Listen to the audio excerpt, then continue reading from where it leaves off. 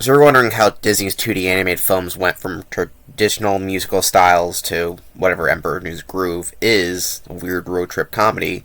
We gotta go back to the history. This film had a very rocky production story. It didn't even have the same title. Kingdom of the Sun, which you even had posters for if you couldn't tell, was going to be a traditional Disney musical. So this is The Emperor's New Groove. It is a very different film than the ones we've seen previously. However, it didn't start off that way at all. Kingdom of the Sun was going to be a more traditional Disney animated musical. It was going to be done by Sting, believe it or not, the music, not the actual movie, who, if you don't know, is the singer in The Police, and he wrote a couple songs. You actually can listen to, I think, a couple of them. Of course, he actually had a song in the movie itself, but it's like a shitty pop song for the credits for the official Emperor's New Groove. But yeah, the actual song's written for the movie. The one I heard was actually pretty good, and I'm sad it was cut from the film. It's called Snuff Out the Light. It's a villain song. Highly recommend it. Anyway, the plot of the original film was going to be basically The Prince and the Pauper, which Disney actually already adapted a little bit a while ago at this point in time with Mickey. But, you know, they were going to do it, but in basically Mesoamerica, ancient Inca to be exact, in case you're wondering, where a emperor whose name is Manco, they changed it apparently because it meant shit. I think I saw that in an interview, I don't know if that's true or not, where he's going to be voiced by David Spade. So that still remained the same. And he's going to have a doppelganger who's a peasant who's going to be played by Owen Wilson. Wow. But then I guess they dropped that and replaced that character with John Goodman. So both Pixar voice actors, well, they're actors who have voiced Pixar characters. So that's pretty funny, isn't it? And the villain is pretty much exactly the same, with a different motivation, kind of.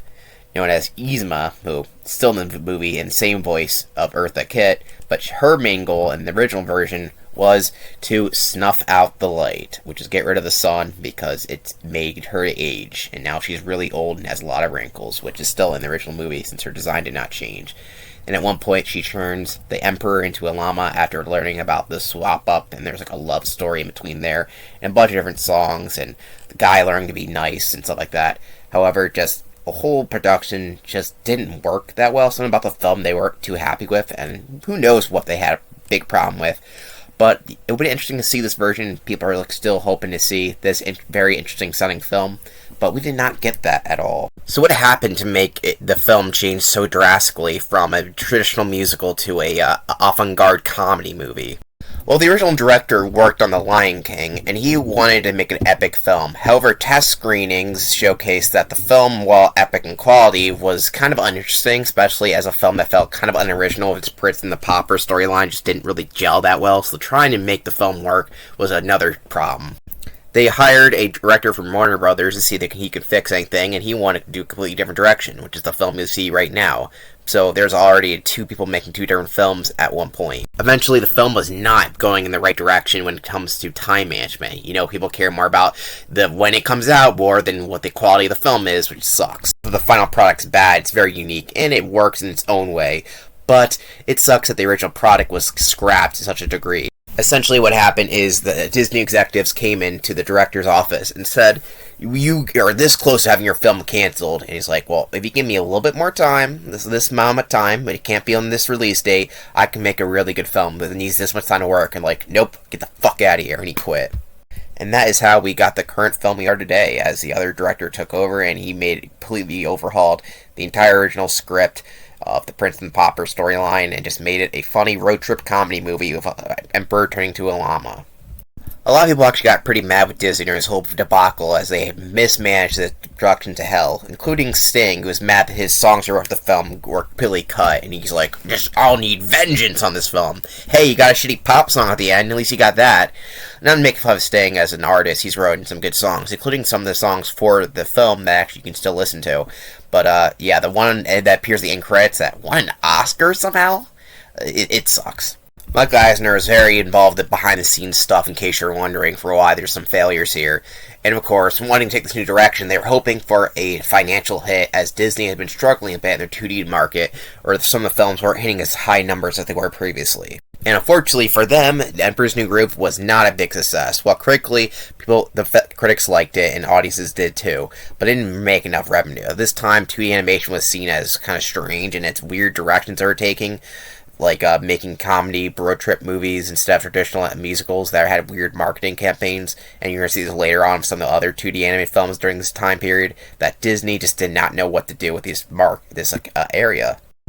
But this film actually made its money back with DVD and VHS sales because it became a big success there, and in recent years it has gained one of the bigger cult followings of the Disney films, mostly due to meme culture, since the film has a lot of comedy in it and people have following a lot of jokes that they like a lot. So that was a whole word salad, wasn't it? Now let's get into the actual film proper, The Emperor's New Groove. This is a very unique Disney film, as we've seen Disney films having comedy since the beginning, but this film is a full-on traditional buddy-buddy road trip comedy movie, and it's very strange to see that in a movie like this. We don't see a lot of 2D animated films like this, or any at all. It essentially means there's basically zero to little drama or anything else that isn't comedy related, and that's my biggest problem with this film, is that I can clearly tell this was not originally meant to be a comedy, but now it's a full-on comedy, which is, it's not bad, but just, I don't know, it doesn't really work that well for me. I really don't get invested in the characters that much, other than the two villains. Pacha and Kuzco are just two characters that one is incredibly bland, even though I do like John Goodman as a voice actor. Monsters Inc. is my favorite movies, and Kuzco is just a character I just find unlikable as hell. And sure, the character gets redeemed at the end, but it's one of those movies that the redemption doesn't really work that well for me. He's an asshole royal character throughout 80% of the movie, and if you're 80% of an asshole for most of the movie, then I'm not gonna like you. Plus, the villains don't seem that villainous in comparison. I know they try to make them, but because of how evil the main character is, you're like, I kind of root for the villains. And because it's a comedy film, they're not threatening at all. Yzma is a pretty fun character, but she has like nothing threatening about her, even though she has a lot of unique potions. And her little guy buddy here, what you call him, minion here, is also not threatening at all. There's also two annoying kid characters who are not in the movie very long, but they suck. So you might think, is this film bad? Well, it's not bad. It's just a very surreal movie. How am I supposed to commentate on a movie that has random scenes like this? This is kind of a movie where you just turn off your brain and just watch the weirdness of it, which is perfectly fine. The film is entertaining, just doesn't have a lot of substance to it. Like when Kuzco's all sad, like, oh, I'm a loser llama who's an asshole. It doesn't have much bite to it, because the film is mostly comedy. One, the scene comes a little bit too late in the film, and the other thing is we don't see his reactions on the people that much. He's like realizes that he's an asshole. Now no one misses him, but he just sees that from his two goons that he didn't like anyway. And also Pacha just comes off as a complete dumbass. He keeps going back to the Emperor, even though the Emperor's been a complete jackass to the end. He goes right about him at the very end, but at the same time the Emperor wants to get rid of his entire village and house. So why does he keep helping him out even though he keeps fucking with him? It's annoying. I know it's a weird fucking joke to make, but I just don't understand why he would keep going back to Kuzco after Kuzco was an asshole to him to 80% of the movie. Like I said, I do enjoy watching this movie, but critically speaking, I just don't have a lot of positive things to say about it. It's funny, but I'm not going to explain every joke to you, because it's one of those things where you just know the jokes. If you like them, you like them. You laugh, you laugh. But as a movie with a story structure, I don't think it works very well. And yes, I am bitter, because I would have much preferred the Kingdom of the Sun version, a traditional musical in this setting, because it does look nice. This film looks well animated, like pretty much every other movie you're going to see during Disney's post-Renaissance or experimental era, as I like to call it.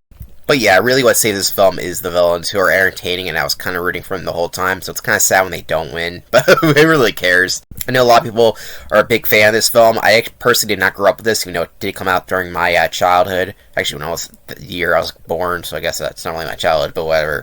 Even though it has a lot of interesting things in an animated movie, like animated jokes that you don't see a lot, the interesting narration, which just can be funny at times, I don't really like the two main characters here. I think one's kind of bland and an idiot, and the other one's just a complete asshole for most of the film, and I just don't get into that. I'm sorry. I mean, I don't mind that Ashley gets redeemed. I actually like those stories, but I just never got into the character. I'm sorry, all fans out there. I just think that Disney made a wrong decision by going for a road trip comedy. It might have paid off in recent years for probably new viewers watching it for all the jokes and stuff like that and its cult following, but in the present, I feel like they really should have, not present, back in the day, they really should have just made a traditional musical.